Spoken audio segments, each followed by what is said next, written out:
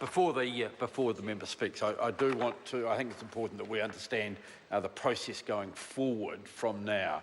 My colleague Pina Hinari has drawn attention to what he considers are a number of errors in the work of the Select Committee and in their commentary on the bill.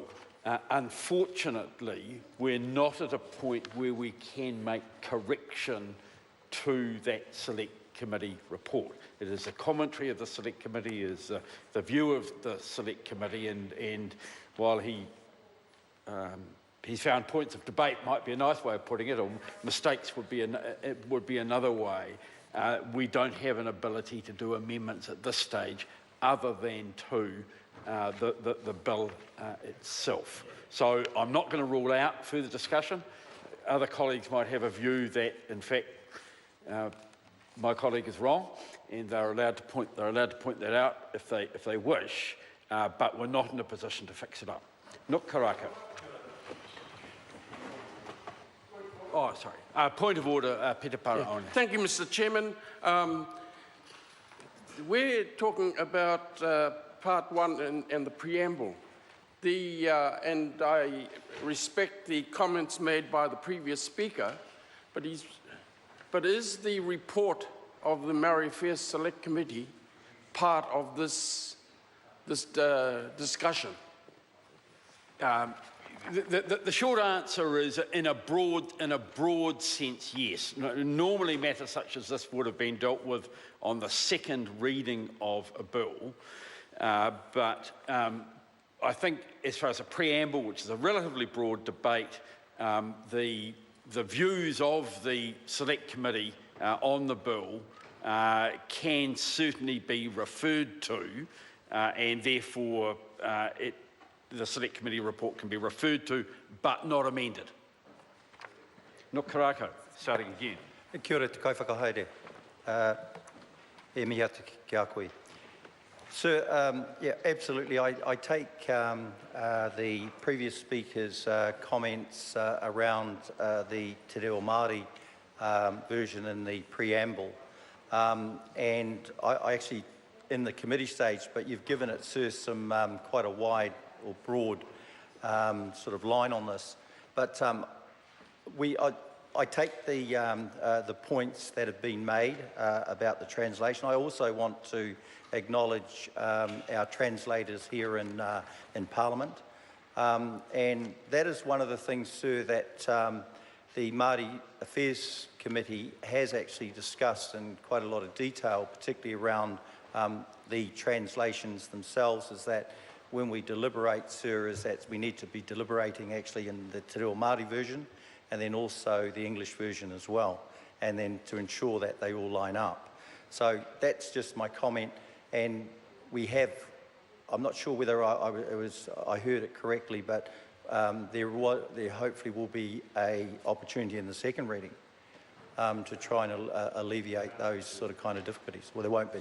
That's unfortunate. Just to make it clear to the member, we had the second reading on a previous occasion. We're now on the committee stages, so we're past any ability to make any changes to the commentary. Yeah, rather, sorry. On the second reading had already been done, but now with the in-committee stage, so right. So I take that point, but I want to come back to the comments by Grant Robertson, sir, if that's permissible, around the Te Reo Māori version. There was a lot of discussion around this, and particularly we wanted, as the Māori Affairs Select Committee, really did want to see a dual language bill. And when we look at it though, there's only been two to date, and they've actually been government bills. The first one was the Moko Moko bill, and the second one, of course, was the Te Reo Māori bill. So when this opportunity came up, we definitely wanted to take advantage of it and try and sort of have it in both languages. But when we looked into the practicality part of this, it wasn't actually quite practical or pragmatic at all, particularly when we took advice actually from PCO. And also, when we actually looked at the part where if we were to go down that track, well then it would have actually held up the bill quite considerably. And that was actually what what we wanted to discuss also with the board as well, because practically wise, the board actually wanted to get this through, but there was an opportunity later on to be able to represent it as a dual language bill. So if I could just sort of quote a couple of things, particularly, so the first part of this is that the practical difficulties in amending legislation in English by amending an act in Te Reo Māori and English. So that was the first part of it, but I think they quoted actually a standing order. And under Standing Order 264, a bill that is the same in substance as a bill that received or was defeated on a first, second or third reading may not be proposed in the same calendar year as the original bill. This would mean that the new bill could not be introduced until 2017. This would delay the reforms in a way that may not be desirable for the board.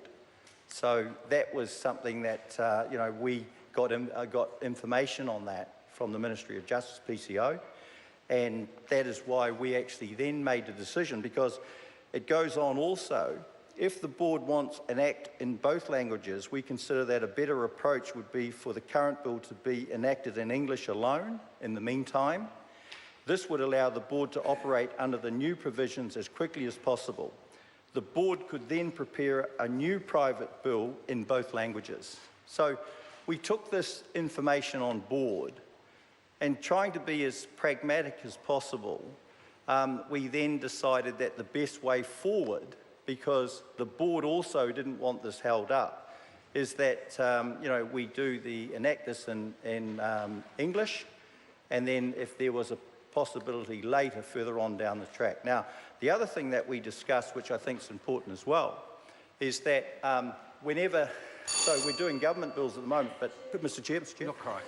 We're doing, we've done 2 government bills, but it's probably something that we need to look at moving forward, is that with private bills, right at the beginning, they could flag the factors that they would like their bill in Te Reo Māori as well. So, doing it right from the beginning makes it a lot more easier to implement in both languages.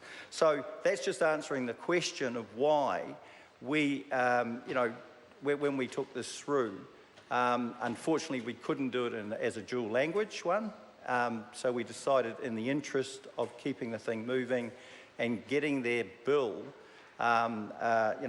into legislation where they can implement those sort of changes is a lot more practical. Kia ora.